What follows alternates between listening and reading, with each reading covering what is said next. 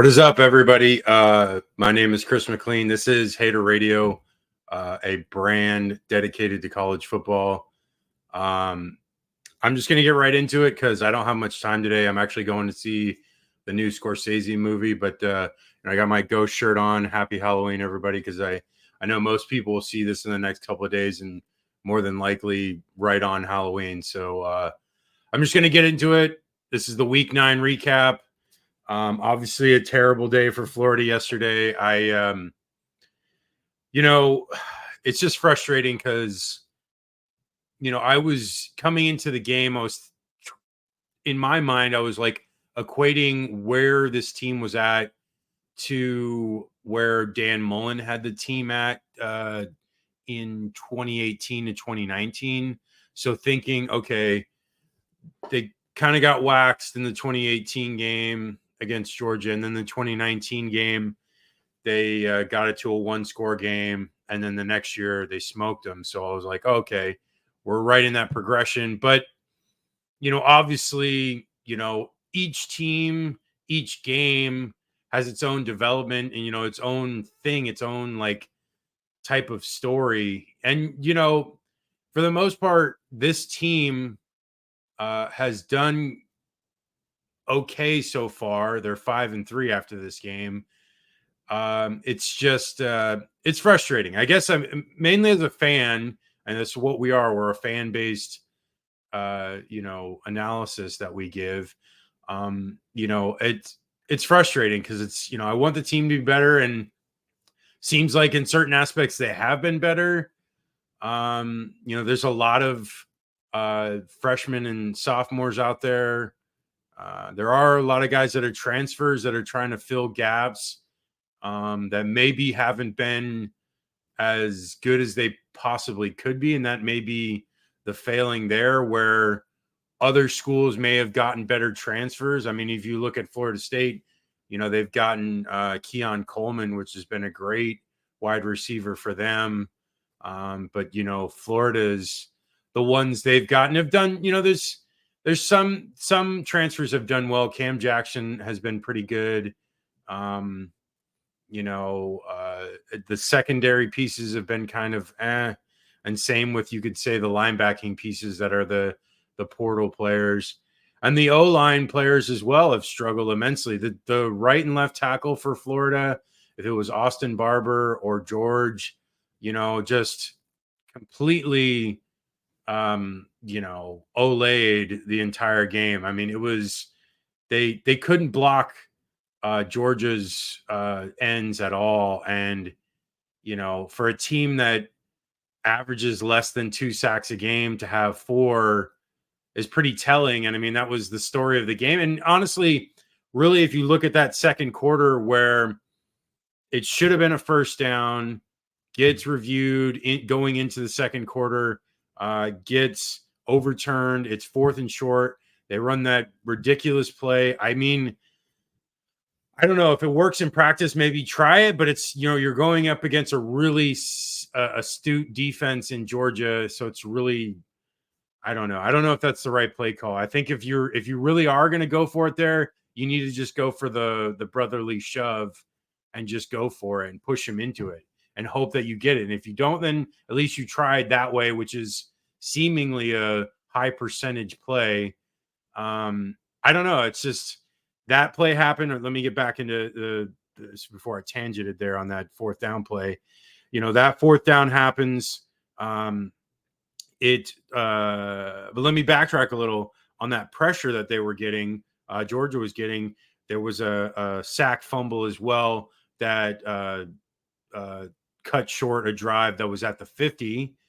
So that's one fumble. They didn't recover. So that was the good thing, at least. Then the 4th down play, Georgia gets a short field, punches it in, 17-7. Next possession, literally like next play, sack fumble again. Georgia recovers, capitalizes again, another touchdown. And at that point, it was 24-7. They got a safety after a block punt, 26-7. And, the defense made some stops there where if the offense had just put up anything, I mean, like literally if they had like gotten a field goal in a couple of those possessions. And, specifically, I look at that last drive of the half where Ricky gets that big catch and they're at midfield and they don't get anything out of that drive. And that honestly, that was very disappointing because it's like, at least if they give some hope into the half, okay, we're only down 26-14. There's a lot to play for. Being only down 12 is not the end of the world. I know they hadn't been stopping them, but at the same time, they put the defenses in short fields multiple times. So easy for Georgia to capitalize off that when they're only having to go 20 plus yards to get touchdowns.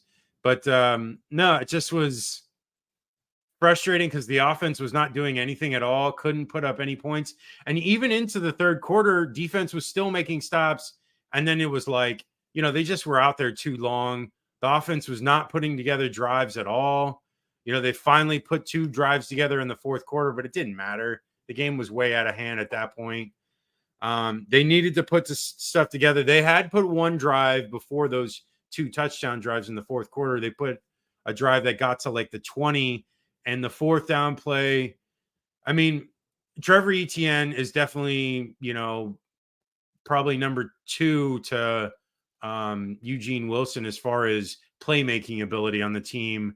And you do want your playmakers to have the ball on a play like that, hoping that, a defender will miss. But I mean, it's tough because it's like Georgia's defenders don't miss much and they're really sound tacklers. So you're almost better off making that route just go towards the first down marker. I don't know. I get where the thought is there because it's worked. It worked against South Carolina, but this ain't South Carolina. Georgia is a much better team than South Carolina's defense. I think South Carolina's defense is like 100 plus in their defensive ranking. So, and Georgia's like first in plenty of rankings, most being 3rd down and 4th down stops, which they got plenty here. I mean, I know Florida actually wasn't completely terrible on 3rd down stops. I think they got our 3rd down. It was 4 of 11, which is still bad. It's and they were 0 for 2 on 4th down. So that's even worse. It just was frustrating. It really was because they only had between the 2 teams, which I'm amazed at this. Between the 2 teams, there was only 4 penalties. I know there were a couple declined, but 4 penalties between these 2 teams, that's surprising. I mean, just because Florida's had so many throughout the last couple of years. And, Florida had only that 1 fumble lost. And, those 4th downs, that 1 4th down turnover on downs was really, that was the difference really. The second quarter where they don't make the 4th down and they sack fumble on like the very next play after they score that. And they scored right after that too. So there was like basically, I don't even know how you can compute that because it's like they stop a drive. So potentially could have gotten a field goal if they keep driving there. I know it's much more difficult to gauge that because it's an early stop on their side of the 50. But potentially you could say if they kept it going and then Georgia scores 7 and then the fumble and then 7 again. So, I mean, it's difficult to say what the swing was, but it was still that was basically the story of the game right there. And it seems eerily similar. I know they brought it up in the broadcast about the Anthony Richardson multiple turnovers resulting in scores near the end of the second. So it's frustrating to see that happen again when it's like, the first drive. I mean, the first drive was great. They're out there, they're moving down the field, they scored. Things were clicking. Eugene Wilson was making plays. It was, I don't know. It's frustrating to see go up 7-0 and then get outscored 43-13 from that point on. I don't know. I'm at this point, I'm at a loss for words. Really, I am, because I just wanted better. I wanted to see improvement because me and Ian both predicted that Florida were not going to win this game. I mean, I was being as realist as I could with my picks, and I knew that Florida was probably going to lose. I just didn't think they were going to lose in this way, and that's what was frustrating. I wanted them to be competitive. I wanted them to get the game into the fourth quarter, putting game pressure on Georgia. And I knew Georgia would probably win anyways, but I would have just wanted Florida to just, be right there and show improvement and look like things are progressing. And this not necessarily is a step back. It's just more of a it's just like why did we have to play so bad? I'm saying we, but I mean they. I know I should not say that, but why did they have to play so bad? I don't know. I mean, the offensive line is not there. They're definitely, they're not even close to being up to a like average SEC line, and they need to be that to at least have a chance. They've got to give the quarterback, some time, anytime to really make plays. I mean, even on like screen plays, they were getting snuffed out easily, like in a matter of moments. It was like the second they set it up, it was like, oh, they knew and they were right there to stop it. And then, there was no like fake screen to like, or like a fake to one side, go to the other, which I might help at least like slow down some of the pursuit in some way, but it didn't seem like any of that was in the cards. And then I guess one of my biggest gripes, just watching the like the effort, it seemed like the effort wasn't there. I don't know, and I can't tell. I don't know if it's just Georgia is that much more of a better team, which they probably are, but it seemed like the Florida defenders were slow to react. There was people falling all over the place. I know I heard the field was terrible, so that could be some reason for it. But I mean, there was a play I saw.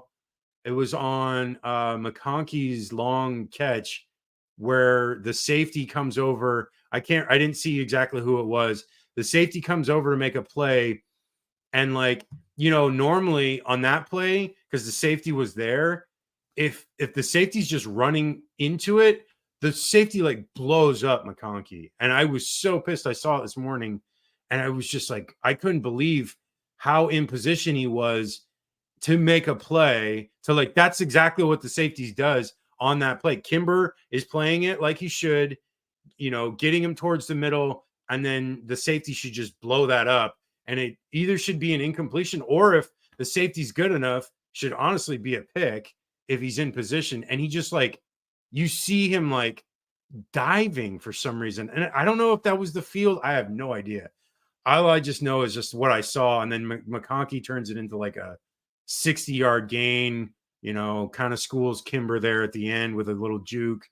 And even Jason Marshall got schooled by McConkey too, where like McConkey catches one on, I think like a drag, and he stops and like turns around, and like Marshall is like so slow to react. I mean, I know this kid is good. I know Jason Marshall does have talent, but like just to be, I don't know. I didn't understand why he wasn't able to make that play. There was like 3 defenders nearby and nobody got to this guy somehow. I don't know. It baffled me yesterday. It baffled me today, seeing it again. It was just frustrating. It really was. And it sucks because it's like, I know they're at 5-3, and I'm trying to be as much as a realist as I can and not just let optimism run deep on me, because that's what I usually do. I try to give the optimist bent on things, but it's like for right now, just it's a struggle. But I will say though, at 5-3, they have Arkansas next week. They should be able to win that one. Arkansas is a 2-5 team.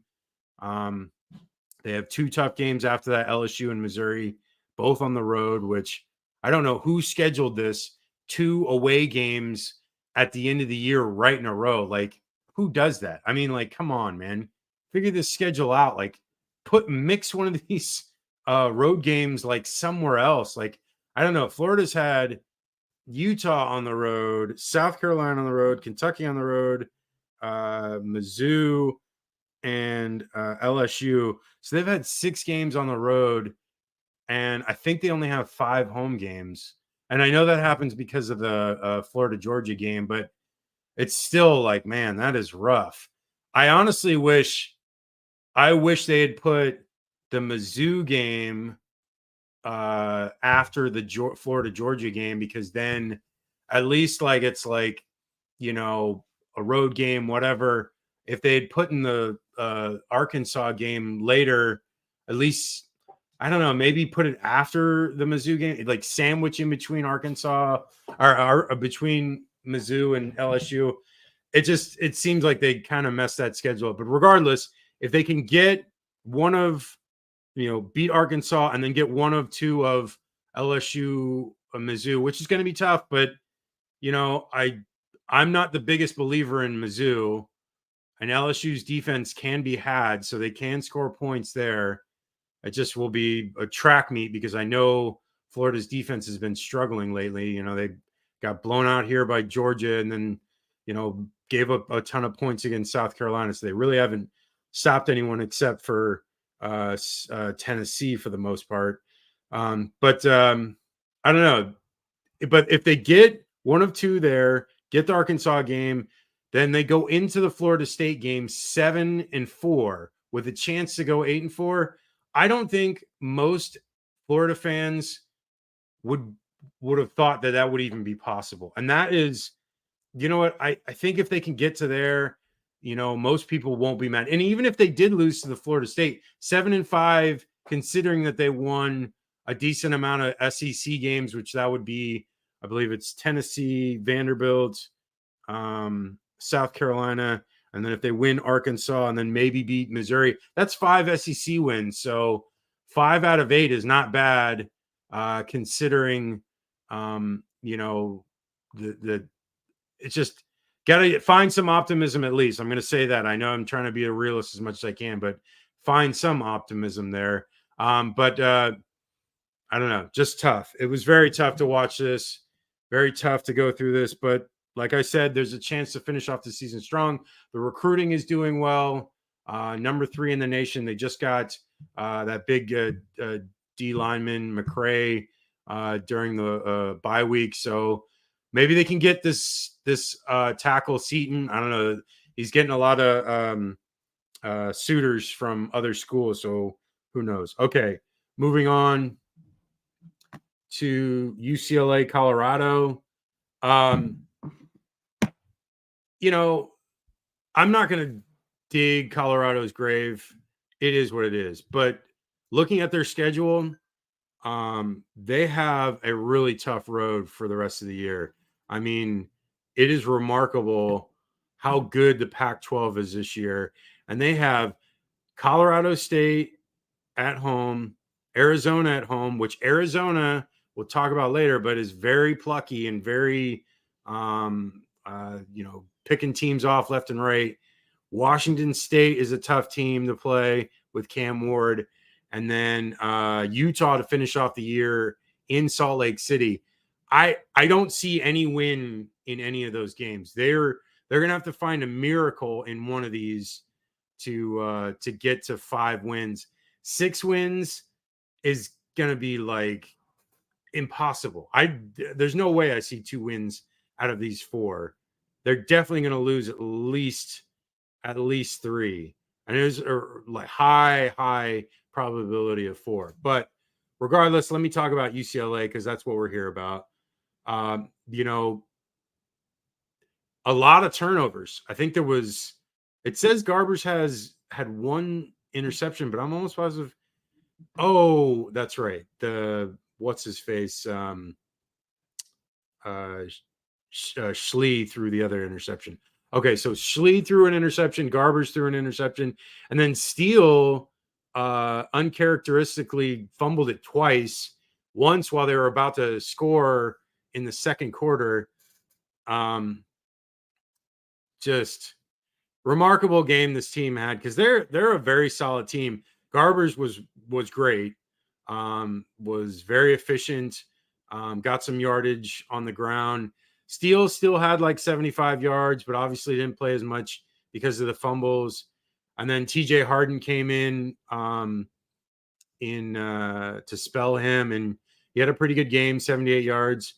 Logan Loya, whoa, man, that catch he had that on the sideline. I don't know how he got his, I believe it was his right foot down.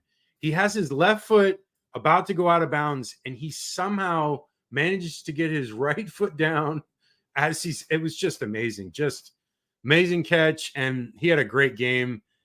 7 catches, 111 yards. The rest of the receiving wasn't that great numbers wise, but they like spread the ball around. It looked like, let me see, 1, 2, 3, 4, 5, 6, 7, 8, 9, 10. Yeah, 10 people caught balls. So that's a really good day at the office. And defensively, just, man, they were in the backfield the entire time. I think they had like 4 or 5 sacks. No, they had more. They had 5 sacks. Leitu Latu is a stud. If you don't know who he is, number 15 for UCLA. I mean, he is just a freak. And, this UCLA team, I know with Dante Moore, it was like they were trying to see if he could be the guy this year. And it just, you know what? It seems like it's a little too early for him. And that's fine. He's a freshman. Freshmen are going to make mistakes. There's very few freshmen that come in that actually perform up to a high standard. It's very rare. But defense is very strong. They can move the ball quite well. Garbers comes in pretty efficient, eliminates most mistakes. He did have the 1 interception, but Travis Hunter played a really good game, had 2 picks, especially both of those picks were pretty impressive picks. And, Garbers is done quite well leading riding the ship. They have a couple more games that are going to be difficult. They have Arizona State, Arizona in the next 2 weeks, which are very difficult games. And they follow that up with the USC game in LA, and then the last week against Cal. So tough couple of weeks. These Arizona teams are very, like I said, very plucky. If they can go 1-1 in those, I don't know, maybe they could go 2-0. It's going to be tough. The one at home, I can see them easily win, but the game in Tempe, I believe that's where Arizona plays, is going to be tough. So if they can get that one, man, if they come into the game against USC, if they're, what is that, 2, 6, 8-2, they'd be 8-2 coming into the USC game. Hey, you will take that any day. Giving a chance to go 9-2, potentially then beating Cal, going 10-2. Whoa. I mean, and that's only, I think that's 2 conference losses, so they would most likely be out of the Pac-12 race, but still, great year for Chip Kelly, considering they were replacing DTR and Charbonnet. So, hey, man, you'll take this year for sure, especially because the defense looks dominant. Man, that Lynn, they need to lock him down for at least another year or 2 and find his, a protege under him too, because this defense is solid. If you don't know about their defense, man, it is a dominant defense. Okay. USC Cal 50-49. What a barn burner. Like, back and forth. USC was down several times in this game. It was remarkable how much they had to come back, and they did. And you know what? They could have packed it in. This is a team that is almost out of like every thing conceivable. They're potentially out of the Pac-12 championship race. Well, they only have 1 loss, so they're still kind of in it. They're technically probably out of the playoff race. Caleb Williams, Heisman hopes may be gone, but they kept coming back. And he didn't have an amazing game, but he still had a really good game. 369, 2 TDs. They also, what is it? He also had 2 touchdowns on the ground, so he had 4 total TDs. Marshawn Lloyd, I mean, this kid is a stud. 2 TDs, 150 yards. This kid is such a great running back. I don't know why he's not like just the main back. I know they want other guys out there, but still, he is a stud. Receiving wise, they had really good numbers, and Marshawn Lloyd had more yards on receiving as well. He had 72 receiving yards. So it's just great day all around offensively. But then again, it's the defense that's really been the problem for USC. Just they gave up 527 yards to a 3-5 Cal team. I don't know. I don't know how they give up 6 of 14 third downs and then also 2 of 5 on fourth down. So technically they converted on 8 of 14 opportunities to get first downs, which that is not good. That's not going to win you games. 11 penalties. And they forced Cal into 4 turnovers and still allowed them to score 49 points. Just crazy. I'm amazed that they won this game. The one thing that I will say, though, it seems like when the defense really does need to make a stop on a couple of times now on 2-point conversions, they, raise up and they get the stop. So I will say that is something, but the rest of it is terrible because they were just running wild on them. I mean, the Cal had like so many opportunities to the just wide open holes. The Jaden Ott for Cal had 153 yards on the ground. Just, I mean, he was like, it would, the seas would part and he was just boom, just up. Like he was at least one 50-yard rush. And just, it was just, man, I don't know how USC won this game. I really don't, considering how they were down by multiple scores twice and still somehow came back. And credit to Lincoln Riley for getting them ready to play, to come back in this, because they could have easily just, taken down their tent and said, we're done for the year and this is it. But no, Caleb Williams said, man, I'm going to keep playing. And they got the win, and we'll see what happens the rest of the year, because they have a really tough schedule. They have Washington, Oregon, UCLA next 3 weeks. So I might go to the Washington game. I don't know. I know we're going to Disneyland that day, so we probably won't go, which is a shame because I haven't been to a USC game yet this year.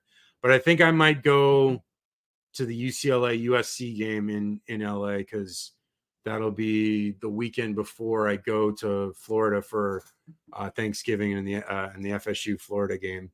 Okay, moving on. Speaking of FSU, blowout. There's not really much to say. This Wake Forest team is terrible.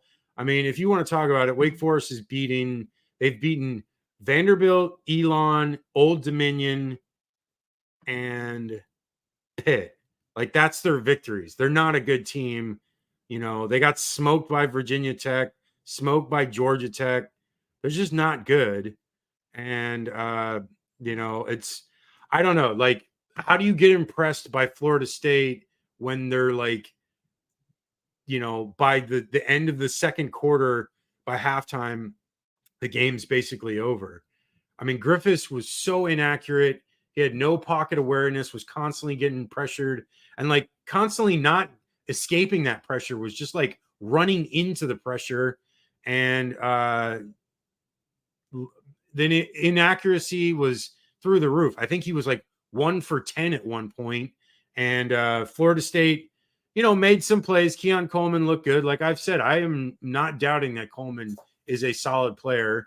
Travis had a lot of numbers, largely to do with one, a long reception by Benson where it was a short play out to the side, which easily should have been tackled. There was like 4 defenders coming by and they all like just completely miss, and he just runs wild. So it's like maybe a run for, or a catch for like 10 yards turns into a 80-yard catch. So it kind of inflates Jordan's numbers there. I'd like to see his air yards in this one. They're probably pretty low, but you know what? Whatever, man. Like, this is just this team. They don't play anybody. Pitt is a terrible team next week as well. They have North Alabama 2 weeks later. Their only real 2 games probably of the entire season are one against Miami and then 2 against Florida in Gainesville. That's really it, because Clemson is obviously not as good. as we thought, and they still had a chance to beat them. And LSU really shot themselves in the foot.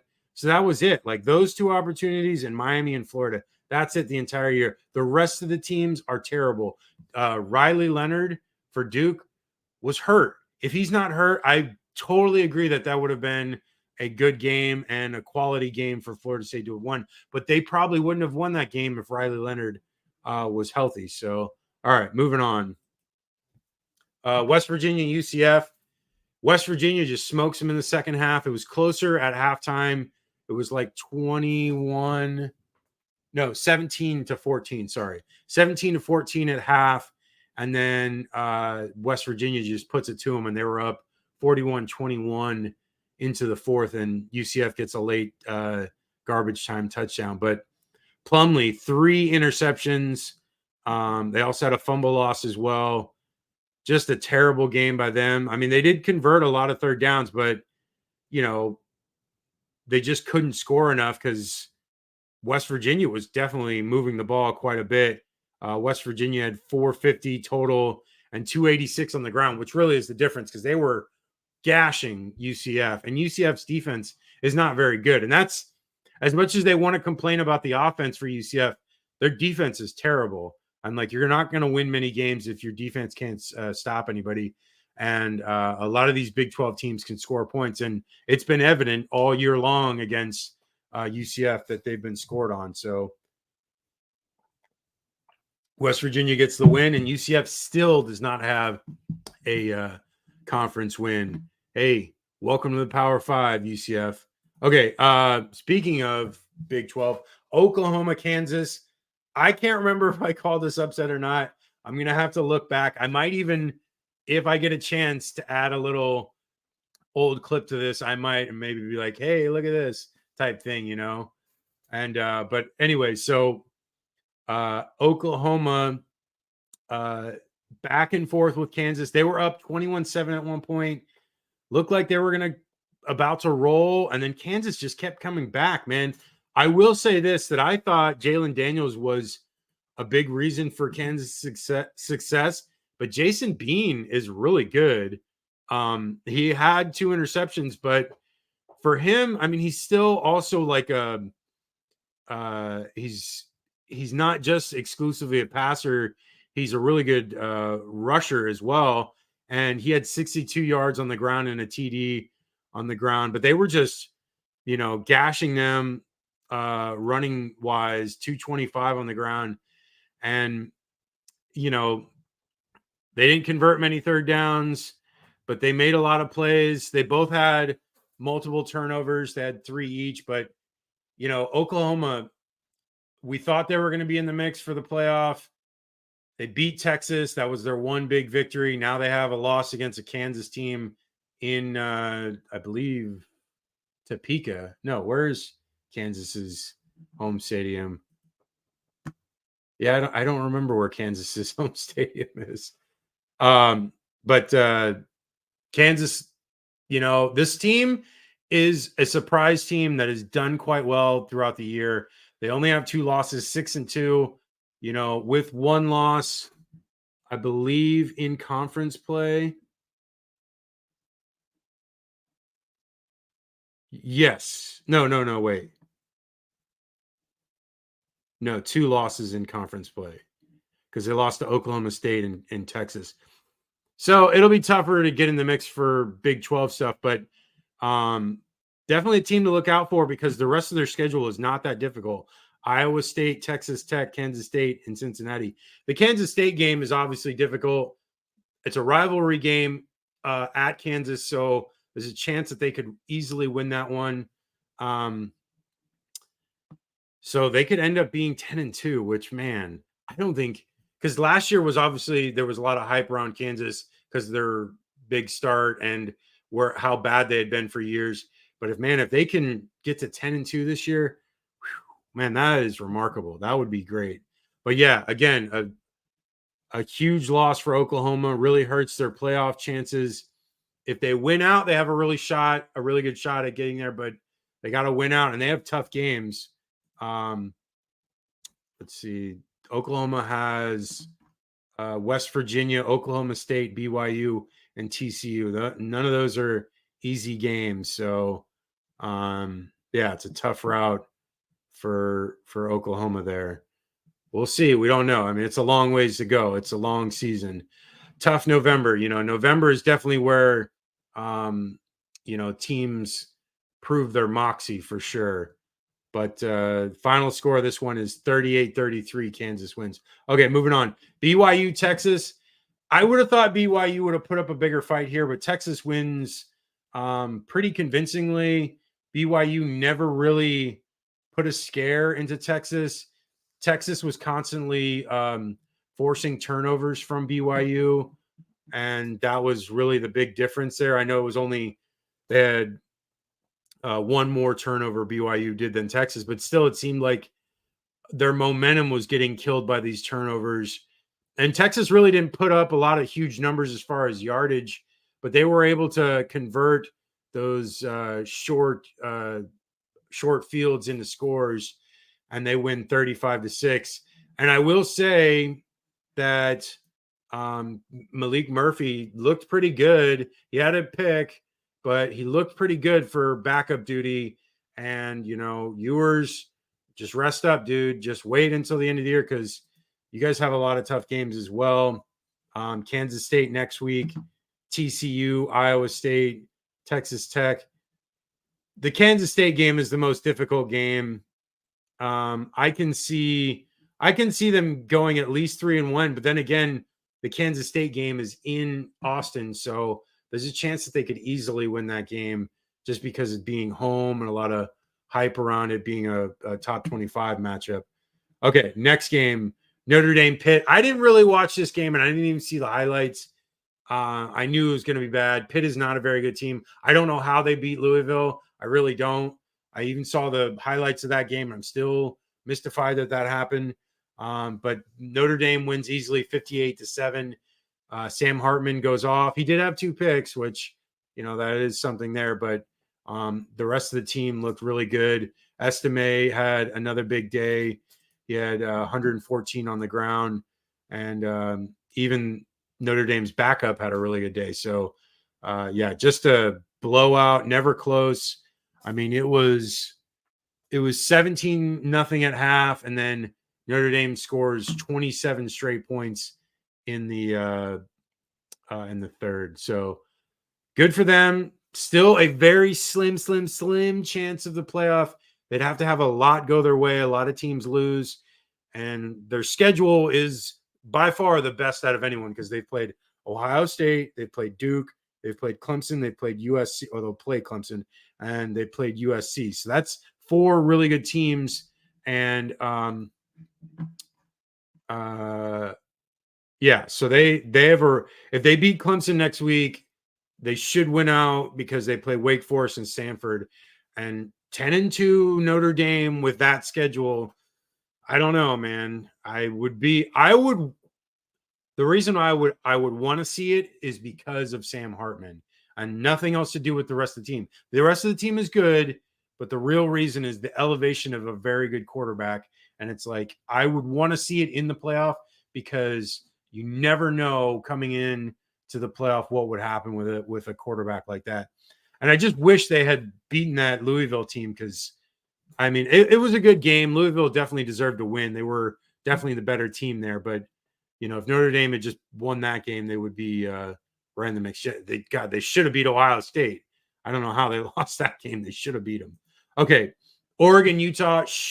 It could have been the game of the day, but it was a blowout as well. This one was 35-6. Oregon wins convincingly. It was never close. I mean, Utah's offense was just putrid. But I will say Oregon's defense looked very good. And that may be the caveat here where it's like last week USC's defense, kind of couldn't keep up with Utah's offense, even though Utah's offense was putrid for the most part. And this time it's like, no, Oregon's defense is sound. They took it to him. Barnes had 136 yards and 2 interceptions, almost had around 50% completion percentage. Just a tough day for everyone for Utah, and Oregon gets the win, and you know what? Oregon moving on, 7-1. They have a lot of tough games. They've got this USC game at home, which is it should be something that they take advantage of. They've got Cal at home. They should win that one. Arizona State on the road, which is tough. Like I said, they're plucky. And then really the last game of the year, Oregon State, Oregon. But that game's in Autzen Stadium, so you never know. 3 games at home, and at the end of the year, that's whoever made their schedule was really, really favoring them, because that's amazing that they got that road for the end of the year. So they have a real shot of finishing up the year at a good mark, and they could go 11 wins. And then if they get into the Pac-12 championship, they have a real shot at getting in the playoffs. So we'll see. Duke, Louisville. I didn't watch a single highlight of this because I honestly thought that Leonard wasn't going to play and then his backup was going to play. But Leonard played, and he still is not healthy because the numbers bear that out, and they couldn't do anything. And that also honestly proves that Florida State is not as good as we think, because Duke got smoked 23-0, while Duke was very much in the game against Florida State the week before. So again, Louisville wins 23-0. I wish I could have watched highlights. I had to eliminate some games because I didn't have much time, because I woke up at 6 a.m. today, and it just we're going to see the movie, and it's like I had to hurry this stuff up, so I just couldn't watch this one, and I apologize. 23-0 there, Louisville. Washington, Stanford, back and forth game. This is a really good game. Stanford obviously is not the best team.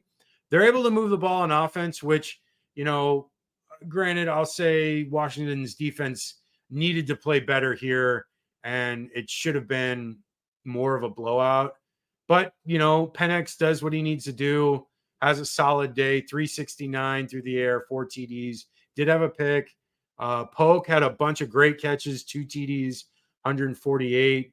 Adunze had another catch for a touchdown. He had 89 yards. This Washington team has probably the best victory all year, beating that Oregon team. So I will say right now, it would be hard pressed to keep them out of the playoff selection coming up on Tuesday. So I'd have to have Washington. You probably have to have Georgia. You probably have to have Michigan, and you probably have to have a 4th team. I'd say probably Ohio State, just because Ohio State has played Notre Dame, Penn State, and Wisconsin, and Notre Dame on the road and Wisconsin on the road. Florida State has only really played Clemson on the road, and that's it. They haven't played any really tough opponents on the road. So I would have to say that Ohio State has a better resume right now than Florida State. So that's the 4. So I got Washington, Georgia, Ohio State, and Michigan. I don't really know order wise. I don't like, I guess I would probably put Georgia 1, Ohio State 2, Washington 3, and Michigan 4. That's what I would say. And last 2 out, probably, I would say Texas at this point, and probably Oregon and then Texas are the last 2 out. Okay. But Washington wins pretty convincingly. And then not pretty convincingly. It was close. Sorry. I was getting out of the playoff talk back into the game. But no, the Washington wins in a close game. They had to score late to really separate themselves. But hey, you know what? These close games on the road, conference games on the road, you just got to win. That's all that matters. And they do. 8-0. They have a really tough road. They've got USC. They've got Utah at home, Oregon State on the road in Corvallis, where teams go to die, and then Washington State at the end. That's a murderer's row right there. USC has only 2 losses. Utah only has 2 losses. Oregon State with 2 losses. Washington State's the wheels kind of falling off on Washington State, but still, just a really tough road for Washington to try to get in. At least they have a 1-game wiggle room here, because if they lose 1 game, they still have the advantage on Oregon. And the rest of these teams all have 2 losses, so they are pretty much in good footing. USC only has 1 conference loss, so it's better for USC, but I think they still have potential here to lose 1 game, Washington, and still get in the mix for 1, definitely Pac-12 championship, and then 2 playoff. Okay, moving on. Tennessee, Kentucky, interesting game, back and forth. Tennessee scored late to go up ahead by 9. Devin Leary had by far his best game. Like the whole year that I've watched him play, this was his best game, and it's not even close. Ray Davis, definitely not a good game. 16 of 42, which is, I didn't know his real name is Ramon. I thought it was just Ray Davis. But no, Jalen Wright had a great game for Tennessee, and Samson, killer on that last drive. Just huge runs, huge touchdown. Tennessee gets the win. I'm really only looking at this game because I'm liking to see what happens with Tennessee going forward, especially what they do against Mizzou and Georgia, which I think they can beat Mizzou. I don't know if they can beat Georgia. It's in Knoxville, so there's a chance. I think they have Georgia before they have Mizzou. No, they have Mizzou afterward, or Mizzou first, and it's on the road. So, that's tough. That's a tough 2 games, Mizzou and then Georgia. Whew. Because they should beat UConn easily, but Mizzou on the road, that'll be an interesting game. I want Mizzou to lose that game because the next week Florida plays them, so I want like Mizzou to have lost to Georgia and Mizzou, or to Tennessee. So then it sets up them coming off 2 straight losses, and it's like a little bit easier for Florida maybe to take advantage of that situation. But we'll see. Ohio State, Wisconsin. Interesting game. It was back and forth for a little bit, and then Ohio State kind of scores that late touchdown to really go up 24-10, but final score 24-10. Kyle McCord had 2 interceptions. Wisconsin's offense looks putrid. No surprise there. But Ohio State looked really good. Marvin Harrison Jr. had really good catches.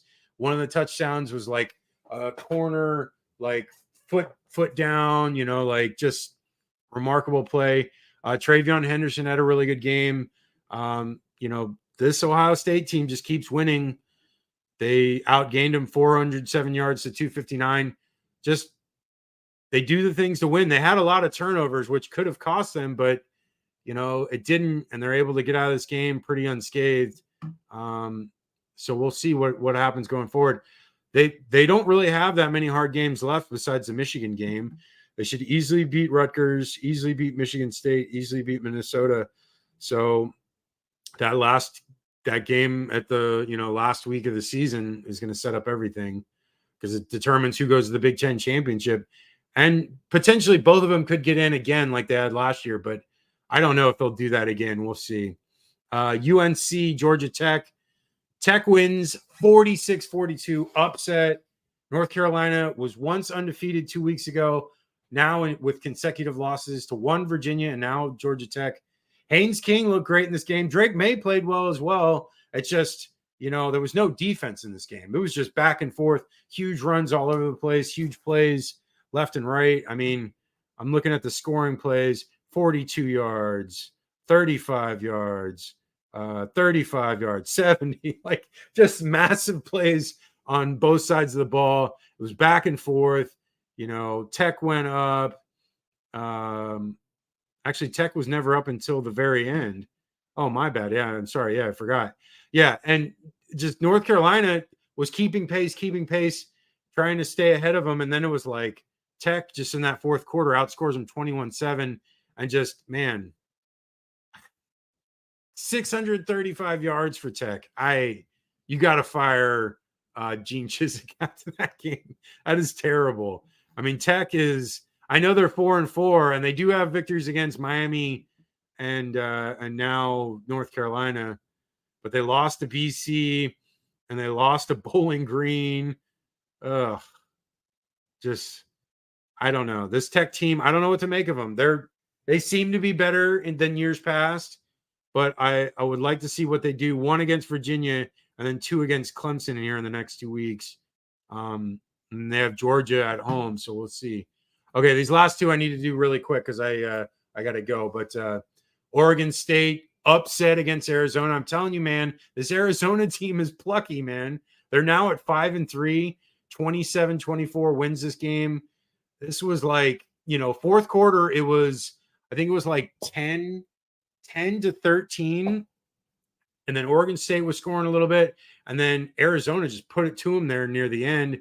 And Noah, I don't know how to say his name, Fafita, 275, 3 TDs through the air. He's good, man. He's just very solid quarterback. He had one interception, but only 7 incompletions. They definitely, this is not a team that's like just going to roll over now.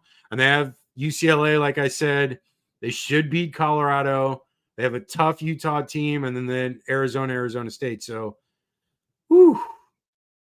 Arizona, watch out for this team, man. And it's what's his face. I think it's the guy that used to work for New England. So, last one real quick. Air Force wins 30-13.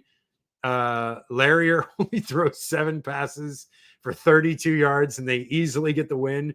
What they rush for 261 on the ground. Yeah, just this team doesn't turn the ball over, runs right through everyone, and plays really good defense. And they, Colorado State moved the ball, but this Air Force team, man, there's something about them, man. They're very plucky. Very plucky. And this is a key word I've been saying all day, plucky. But yeah, 8-0.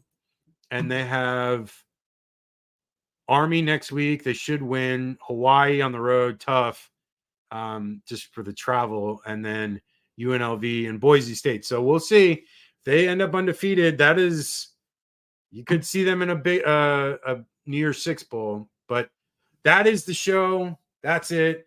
I got to go. My name is Chris McLean. You can catch us at haterradio.com, at hater_radio for all the socials except for Facebook and YouTube. Facebook is Hater Radio CFB. YouTube is at Hater Radio. haterradio1@gmail.com for our email. Ian has his socials, which I don't know, but you can follow him. And that's it, man. Enjoy Halloween. Happy Halloween. And I'll talk to you guys on Wednesday. All right. See ya.